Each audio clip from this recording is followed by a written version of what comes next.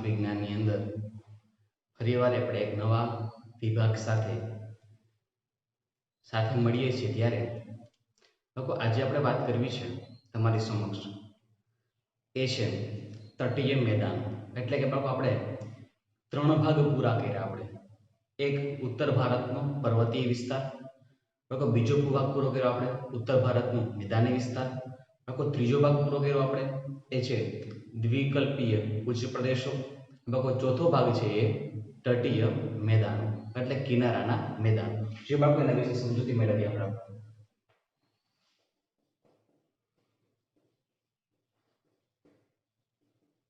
તટીય મેદાન બાળકો જેને કહેવામાં આવે છે કિનારાના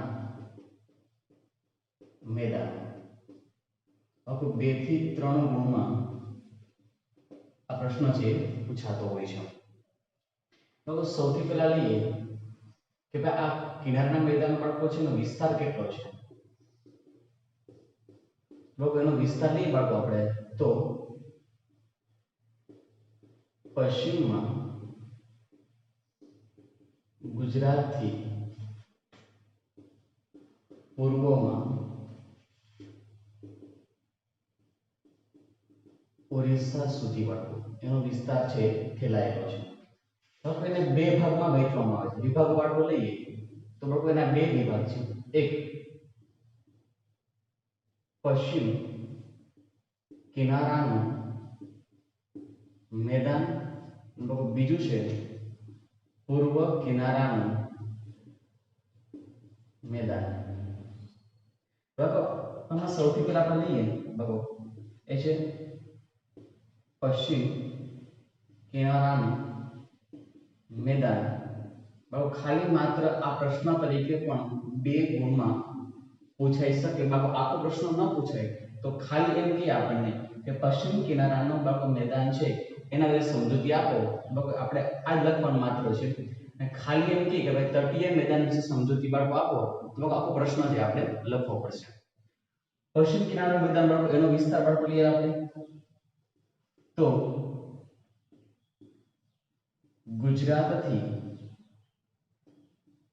કેરળ સુધી બાળકો એ છે આવેલું છે. બાળકો બીજું કહેવાય આપણે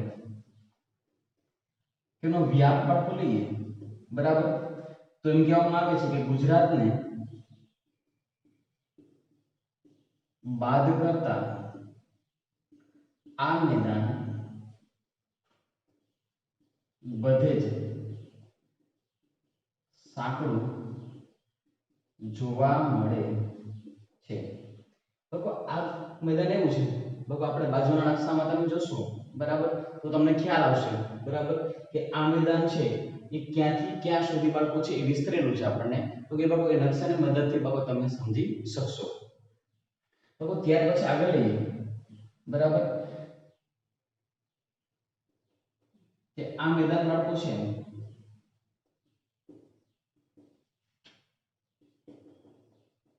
ગોવાથી દક્ષિણમાં તેને મલબાર તટ તરીકે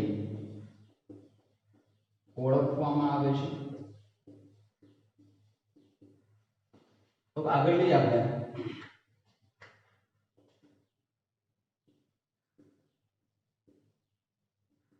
આ મેદાન બાળકો છે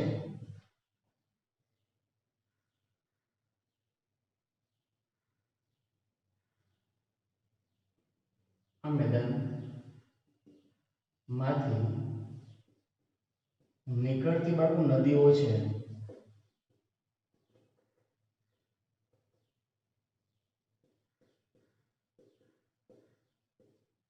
નદીઓએ તેના મુખ ત્રિકોણ પ્રદેશમાં ખાડીનું નિર્માણ કર્યું છે. આ ખાડી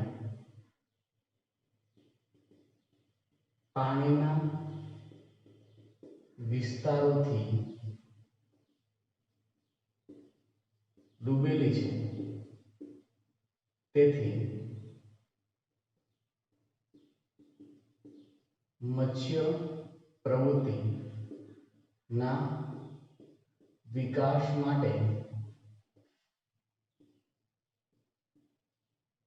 મત્સ્યપાલનનો વિકાસ સારા પ્રમાણમાં થયો છે. તો અહીં અથવા આ મેદાનોમાં ઘણા બધા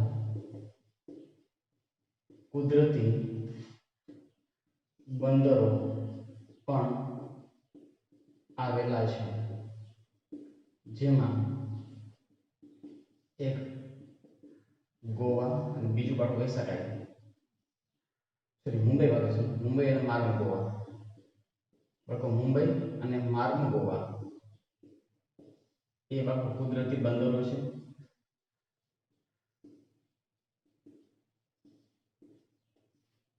દક્ષિણમાં કેરળમાં ઘણા બધા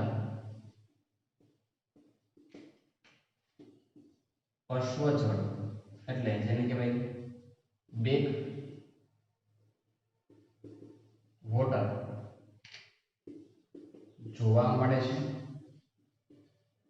આખો બેક વોટર એટલે સમુદ્ર ખાડી બાળકો આપણે બે એને કહેવામાં આવે છે. ત્યાર પછી આપણે જોઈએ એ છે પૂર્વ કિનારાના મેદાન.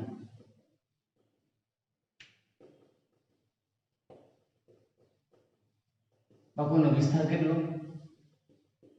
તો પૂર્વ કિનારાનો વિસ્તાર બાળકો લઈએ આપણે તો બાળકો આપણે લીધું તો અહીંયા કે ભાઈ પશ્ચિમ કિનારા મેદાન લઈએ બાળકો આપણે તો ગુજરાતથી કેરળ સુધી તો અહીં તમિલનાડુથી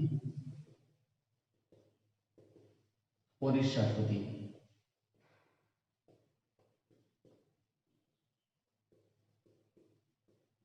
વિસ્તરેલું છે. આ મેદાન પશ્ચિમ કિનારાના મેદાનો કરતા વધારે પહોળું છે, તેમજ કૃષ્ણા, કાવેરી, ગોદાવરી અને મહાનદી ના મુખ ત્રિકોણ માં કાપ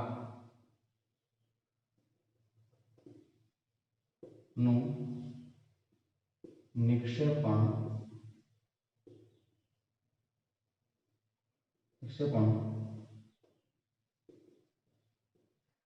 થાય છે. તેથી ત્યાં ફળદ્રુપ મેદાનો તૈયાર થયા છે. આ મેદાનનો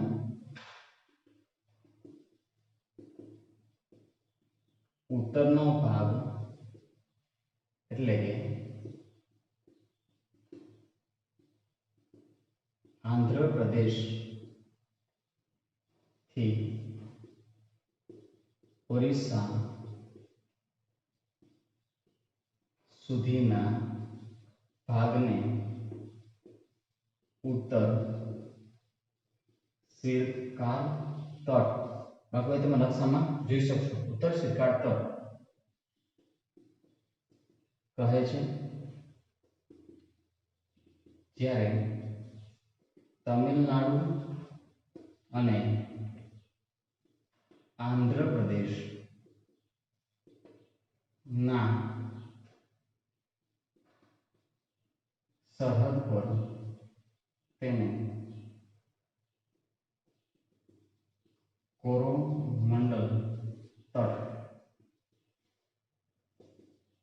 તરીકે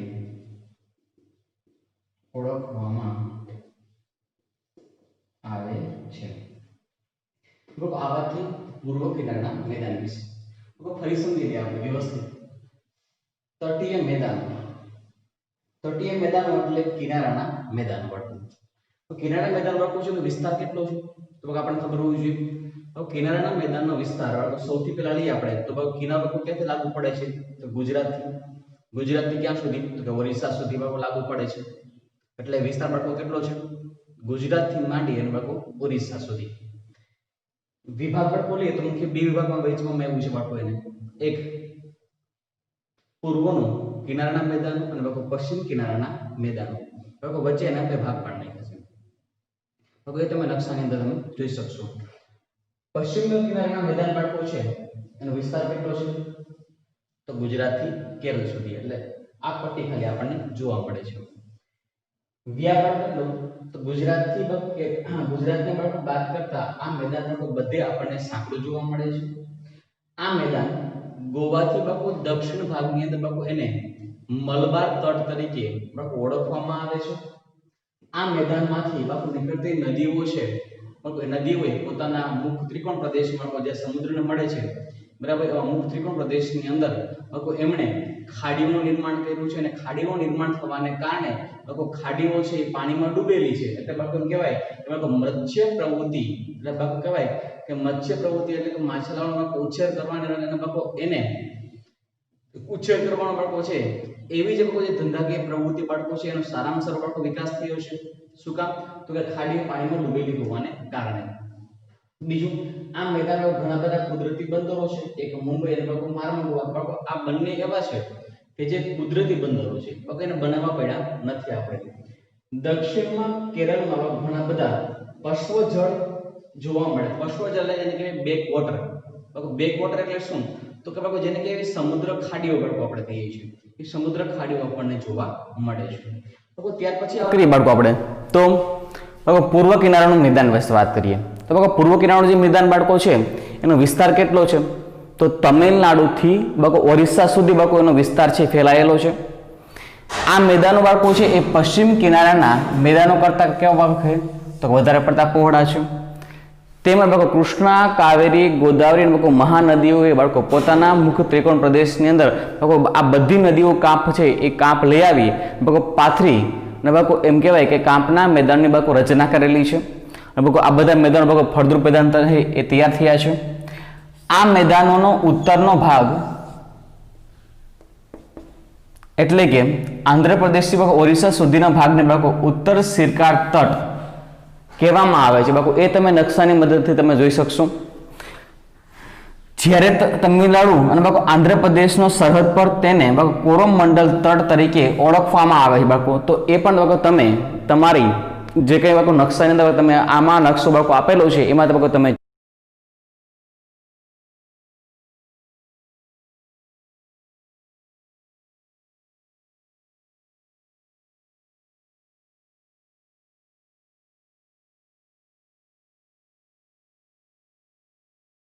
જોઈ શકશો બાળકો. તો આ વાતથી તટીય મેદાનો બાળકો વિશે.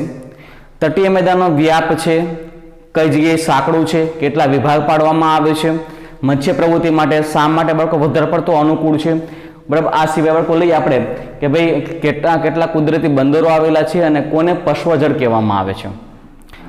પૂર્વ કિનારાના બાળકો મેદાનો છે એને બાળકો ટૂંકમાં લેવું આપણે બરાબર. તો એનો વિસ્તાર કેટલો છે બરાબર, કઈ કઈ નદીઓ નીકળે છે, કઈ જગ્યાએ બાળકો એને મેદાનની રચના કરેલી છે. આ ઉપરાંત બાળકો એનો આ મેદાનનો બાળકો જે ઉપરનો ભાગ છે એટલે ઉત્તરનો ભાગ બાળકો છે એને કયા નામે ઓળખવામાં આવે છે બાળકો આંધ્રપ્રદેશના બાળકો અને બાળકો એમ કહેવાય કે ભાઈ તમિલનાડુ બાળકો છે બંનેનો વિસ્તાર છે કયા નામે ઓળખવામાં આવે છે તો એ બાળકો અહીંયા કોરોમંડલ તટ તરીકે ઓળખવામાં આવે છે એવું આપણે કહી શકીએ. તો બાળકો આ વાત થઈ ભારત દેશની અંદર આવેલા જે તટીય બાળકો મેદાનો છે એના વિશે આપણે સંપૂર્ણ ચર્ચા કરી. જોઈએ બાળકો ત્યાર પછીનો નવો પ્રશ્ન. દ્વીપ સમૂહ. આ પ્રશ્ન 3 ગુણમાં પૂછાતો હોય છે. તો બાળકો ભારતને કેટલા દ્વીપ સમૂહ મળ્યા ખબર છે બાળકો? આપણને ખબર જ છે ભારતને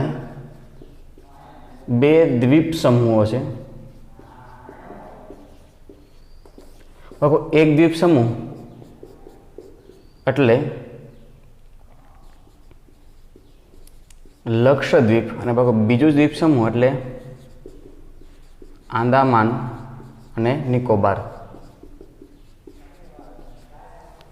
એમાં બાળકો સૌથી પહેલા વાત કરશું બાળકો આપણે લક્ષદ્વીપ વિશે. લક્ષદ્વીપ છે એ અરબ સાગરમાં આવેલા છે.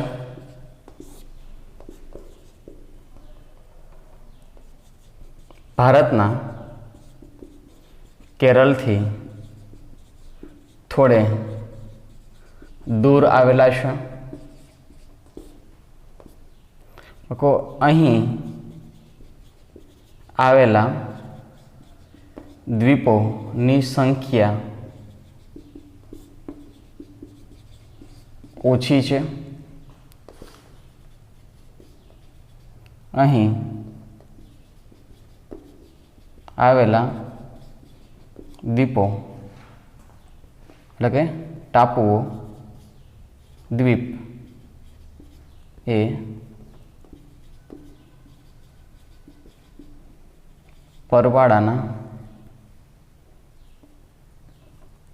પરવાળાથી બનેલા છે, જેને સ્થાનિક ભાષામાં એટોલ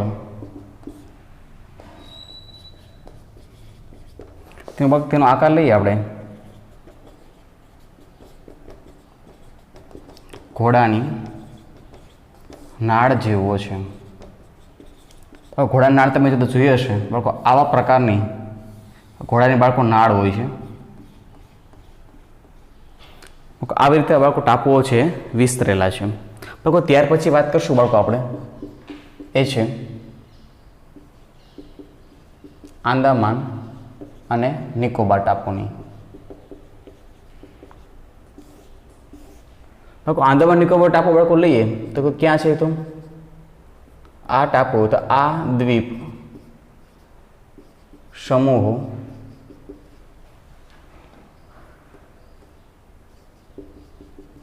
બંગાળની ખાડીમાં આવેલા છે.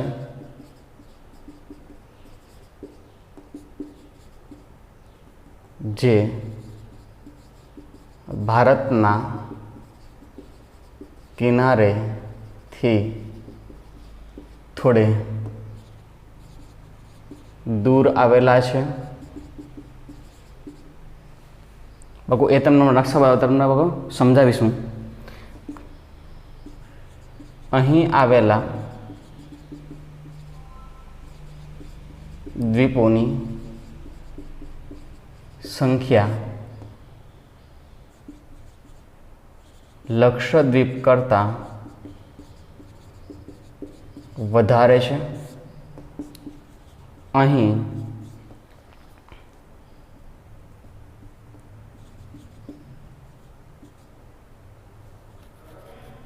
પર્વતની હારમાળા આવેલી છે, જેમાંથી હારમાળા આવેલી આમાંથી એટલે કે આ દ્વીપમાંથી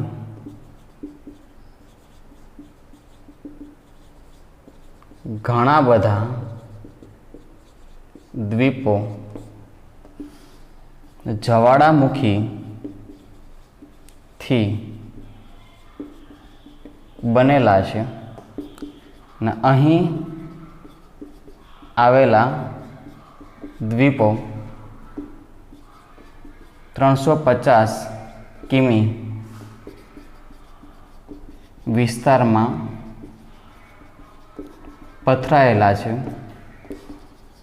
જે વિશિષ્ટ મહત્વ ધરાવે છે. લોકો એક બીજો અહીંયા આપણે લખી શકીએ, લખવું હોય તો અહીંયા કે ભાઈ અહીં સક્રિય જ્વાળામુખી બાકો ભારતનો એકમાત્ર છે સક્રિય જ્વાળામુખી બેરન જ્વાળામુખી આવેલો છે અને અહીં સુસુપ્ત જ્વાળામુખી નારકોન્ડમ આવેલો છે. બાળકો એકમાત્ર સક્રિય જ્વાળામુખી એ બાળકો અહીંયા અંદમાન નિકોબાર ટાપુ પર આવેલો છે અને બાળકો એકમાત્ર સુસુપ્ત જ્વાળામુખી નારકોન્ડમ એ પણ બાળકો અહીં આવેલો છે. બાળકો આ વાત થઈ ભારત દેશની અંદર આવેલા દ્વીપ સમૂહ વિશેની. બાળકો ભારતને બાળકો 2 દ્વીપ સમૂહ મળેલા છે. ક્યાં ક્યાં? લક્ષદ્વીપ અને બાળકો અંદમાન નિકોબાર. બાળકો જોઈએ આપણે અહીંયા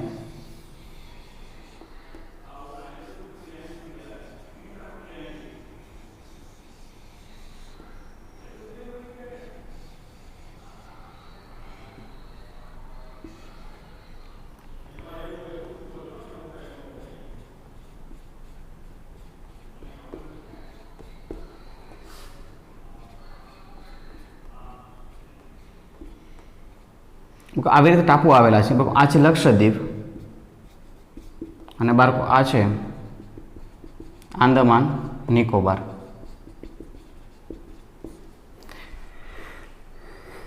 બાળકો લક્ષદ્વીપ વિશે વાત કરીએ તો લક્ષદ્વીપ એ બાળકો અરબ સાગરમાં આવેલા છે. બાળકો આ ખબર છે બાળકો આપણે અહીંયા અરબ સાગર આવેલું છે. ભારતના કેરળથી બાળકો થોડેક દૂર આવેલા છે. બાળકો આ કેરળ છે. કેરળથી બાળકો થોડાક દૂર આવેલા છે. અહીં આવેલા દ્વીપોની બાળકો સંખ્યા ખૂબ બાળકો પરવાળાથી બનેલા છે. બાળકો પરવાળા એટલે શું? તો પરવાળા એટલે બાળકો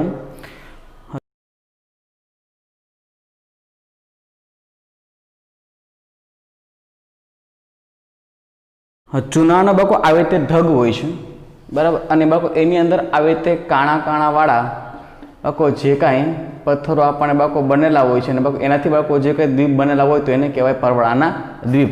એ બાળકો તમે ચિત્રની મદદ તમે જોઈ શકશો. બાળકો સ્થાનિક ભાષામાં બાળકો એને એટોલ તરીકે ઓળખવામાં આવે છે. બાળકો અને બાળકો એનો આકાર તમે જો ઘોડાની બાળકો નાળ જેવો આપણને જોવા મળે છે. આંદામાન નિકોબાર ટાપુ. બાળકો આ દ્વીપ સમૂહ બાળકો બંગાળની ખાડીમાં આવેલા છે, જે ભારતના કિનારેથી બાળકો થોડા ઘણા દૂર આવેલા છે.